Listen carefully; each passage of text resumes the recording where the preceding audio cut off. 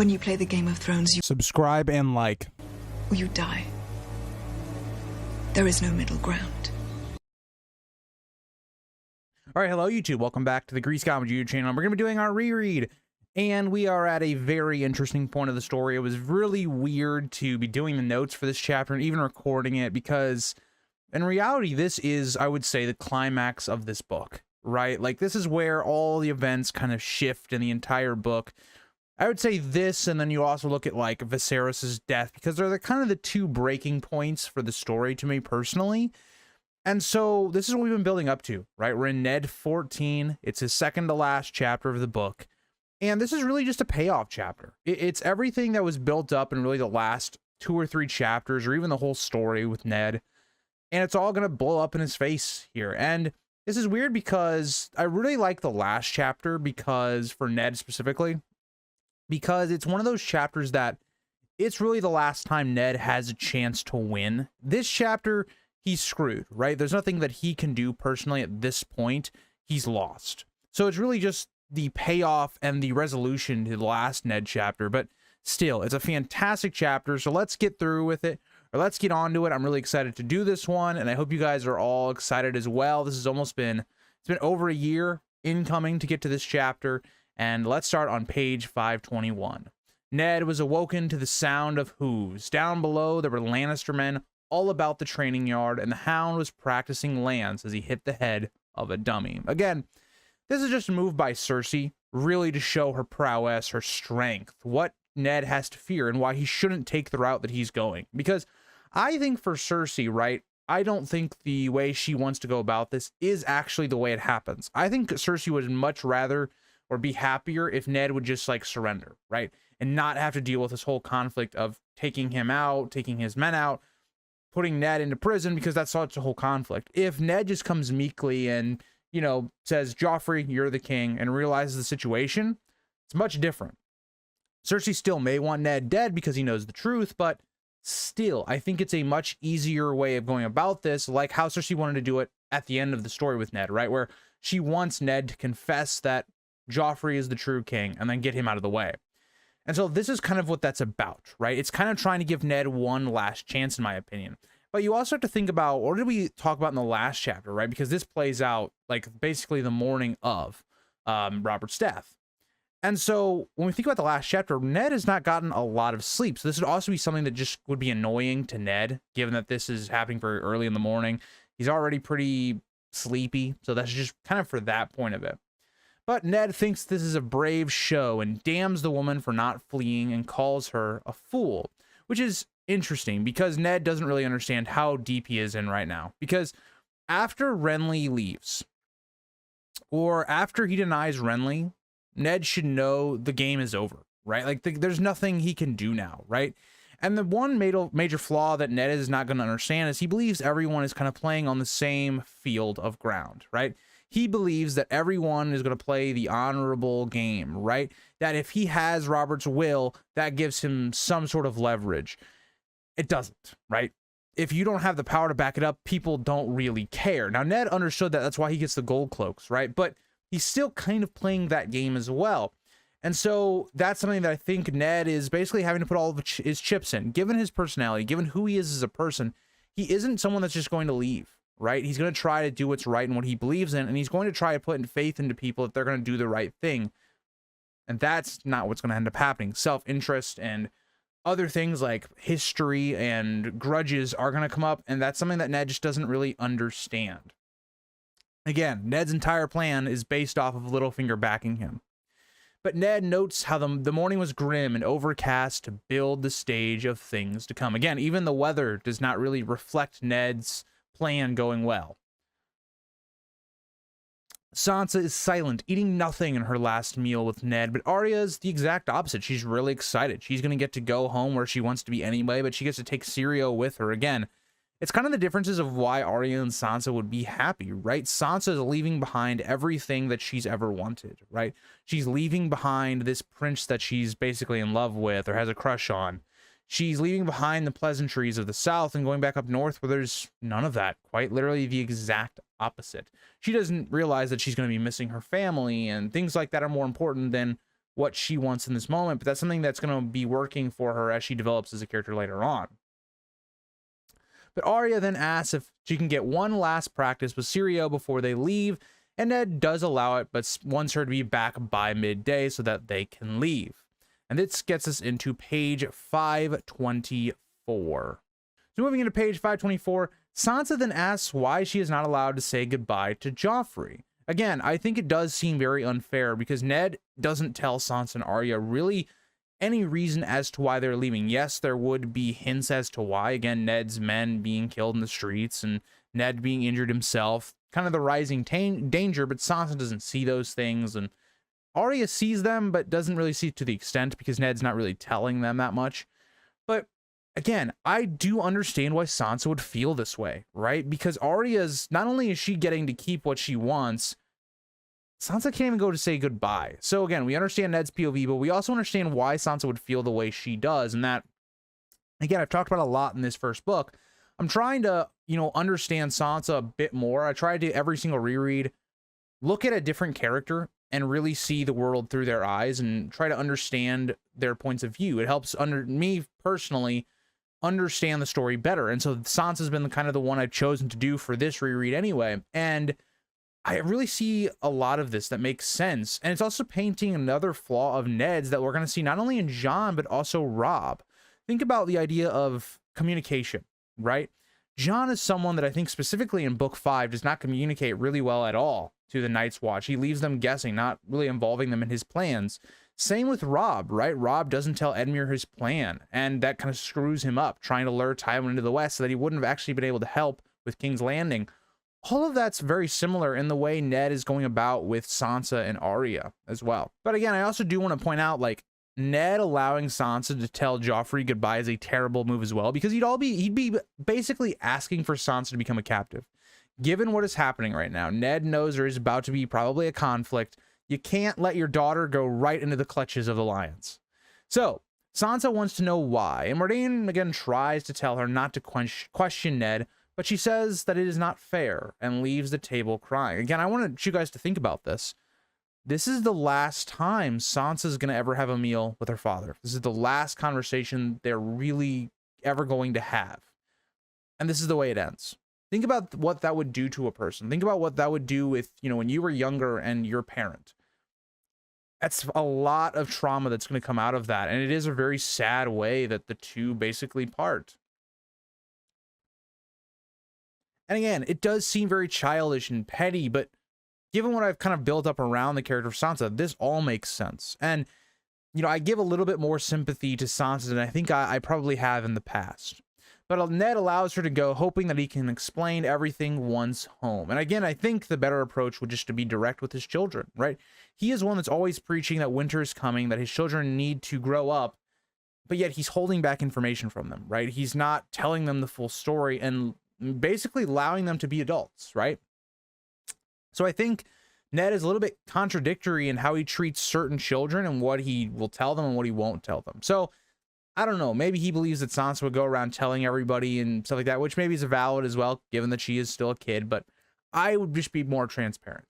But at this, Pycelle comes to inform Ned that Robert has passed, and Ned notes hopefully it is a joyous afterlife as he has never enjoyed rest.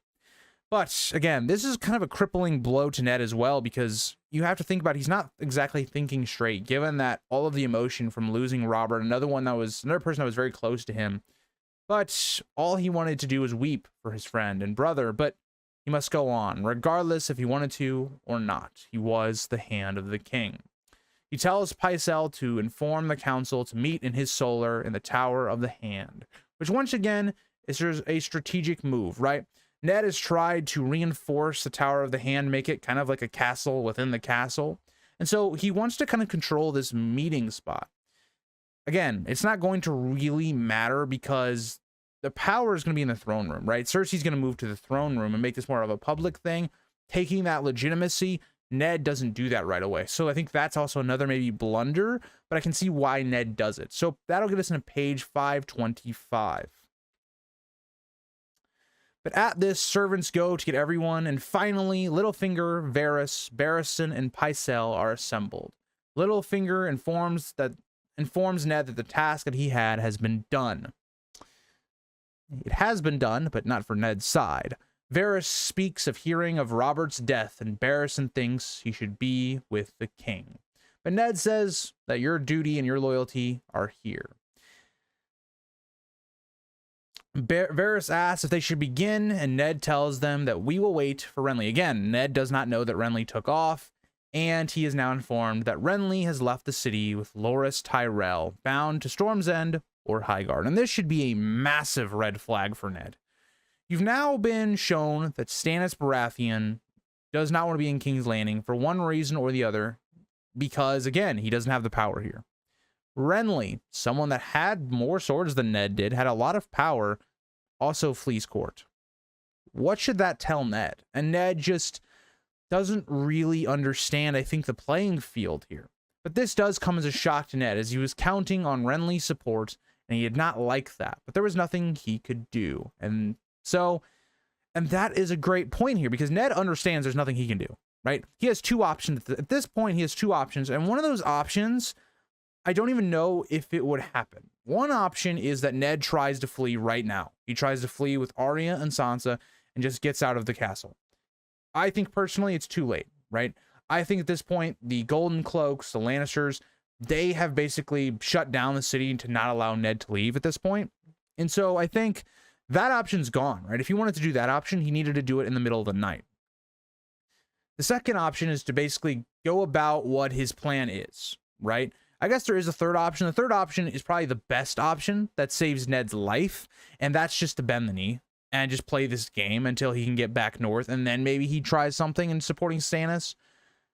But at this point, he's trapped. Like, the trap has been sprung. There's no getting out. So, at this, he brings out Robert's letter. He announces it was written on his deathbed and asks Barristan to open and read it. Barristan announces that Ned has been proclaimed to be regent until his heir comes of age. Ned would have clarified, but he did not trust Pycelle or Varys. Again, it's kind of interesting that Ned thinks the two don't really already know what's going on here, but yeah. And again, I do want to point out, like, he doesn't say that he doesn't trust Littlefinger. It's that Littlefinger already knows the information because he had to tell him last night to get the Gold Cloaks to his side, right? Ned didn't want to tell Littlefinger. It's kind of like he was forced to. He had to. And that didn't matter anyway because Littlefinger knew. But that'll get us into page 526. And I also want to point out, as we're kind of switching through pages, Ned never really at any point trusts Littlefinger. I made this point in the last chapter as well. It's more that Ned himself needs Littlefinger. Like, he can't win this without Littlefinger. But he knew, again, getting into page 526, he knew he would need to play the game as Barristan would be loyal to his new king and would need convincing, which is 100% correct. But either way, he asks them to confirm him as regent as he looks at their face, wondering what they were thinking. But this is interrupted, right? This can't happen yet, because at this point, the royal steward asks for their presence in the throne room, and the king demands it. Ned knows Cersei would strike quickly. This came as no surprise. But Ned says the king is dead, but says they will go all the same. Again, Ned's playing on the idea that Joffrey's not the king, so he can't really order anyone around, but he's just going to go all the same. Now, I think my biggest problem with what Ned does here, if Ned is so sure behind the loyalties of the Gold Cloaks, he should have done everything that's happening right here in the throne room. He should have taken the throne room as quickly as possible, because it would have given Ned more legitimacy, even though his plan still would have failed, given that the Gold Cloaks are already on their side. Strategically, it makes more sense to take the throne room, in my opinion, than to just do this in your own Tower of the Hand, in my opinion. Littlefinger then helps Ned make their way. Again, Ned is still injured from his leg. It's still hurting him quite a lot, so he needs help to get there. It is awesome that it's Littlefinger doing this, given that Littlefinger is about to betray him. It's just a nice little moment there as well. But we also know that Ned has 8 other Stark men. Again, it shows how weak the Stark forces become. Think about how Ned has arranged all of his men and how all it's gone down. He's reduced to 8 personal men in probably the most danger he's been in since being in King's Landing. Ned sees no Lannister guards, but it reassures him that on the way he sees a lot of Gold Cloaks, whether that be on the wall or near at hand.